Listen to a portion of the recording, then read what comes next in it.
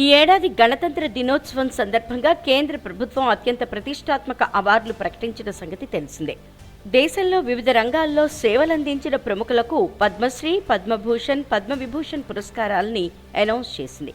అయితే ఈ ఏడాది మెగాస్టార్ చిరంజీవికి పద్మవిభూషణ్ పురస్కారాన్ని సత్కరించింది కేంద్రం. దీంతో మెగాస్టార్ చిరంజీవికి సినీ, రాజకీయ ప్రముఖులు శుభాకాంక్షలు తెలుపుతున్నారు.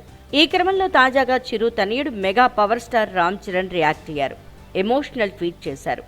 ఇంతకీ రామ్ చరణ్ ఏం ట్వీట్ చేశారంటే, ప్రతిష్టాత్మక పద్మవిభూషణ్ అవార్డుకి ఎంపికైనందుకు శుభాకాంక్షలు.